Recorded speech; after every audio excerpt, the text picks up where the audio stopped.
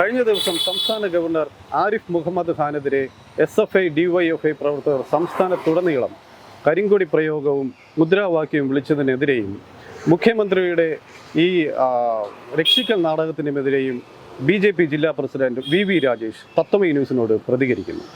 അതായത് SFI എന്ന രാഷ്ട്രീയ പ്രസ്ഥാനത്തിന് വളരെ വലിയൊരു ചരിത്രം അവർ അവകാശപ്പെട്ടിരുന്നു.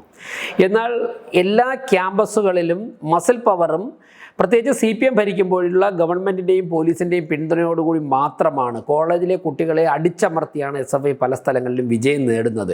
കള്ളവോട്ടിൻ്റെ മറവിലും ആൾമാറാട്ടത്തിൻ്റെ മറവിലുമാണ് വിജയം നേടുന്നത്.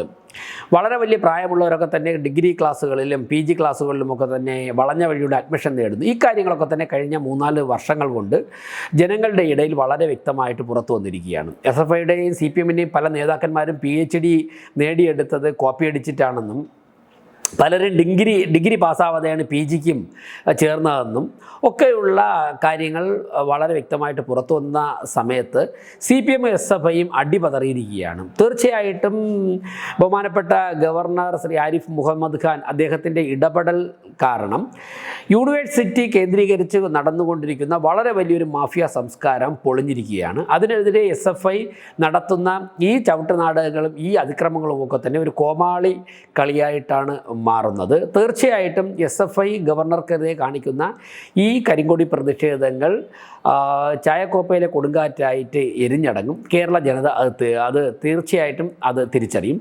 ഇപ്പോൾ പിണറായി വിജയനെതിരെ കരിങ്കൊടി കാണിക്കുമ്പോഴേക്കും DYFI പ്രവർത്തകരെ വിട്ടാണ് അത് നേരിടുന്നത്. മുഖ്യമന്ത്രിയുടെ ഗൺമാൻ ഇറങ്ങി ലാത്തി ഉപയോഗിച്ച് മർദ്ദിക്കുകയാണ്. ഇതൊക്കെ തന്നെ അങ്ങേയറ്റം തന്നെ ക്രൂരമാണ്. ഇതൊക്കെ തന്നെ പിണറായി വിജയൻ്റെ അദ്ദേഹം നിലനിൽപ്പിന് വേണ്ടിയുള്ള ഒരു ജനരോക്ഷത്തിൽ ഭയന്നുള്ള നിലനിൽപ്പിന് വേണ്ടിയുള്ള ഒരു പോരാട്ടമാണ് അദ്ദേഹം നടത്തുന്നത്. അദ്ദേഹത്തിൻ്റെ പ്രവർത്തികൾ കൊണ്ട് തന്നെ അദ്ദേഹവും അദ്ദേഹത്തിൻ്റെ പ്രസ്ഥാനവും അദ്ദേഹത്തിൻ്റെ ഗവൺമെൻറ്റും തകിടം മറിയുന്ന ഒരു കാഴ്ചയാണ് കാണുന്നത്. ദിഗന്ത റിസോർട്ട്, അഹമ്മദാബാദ്, ഗുജറാത്ത്.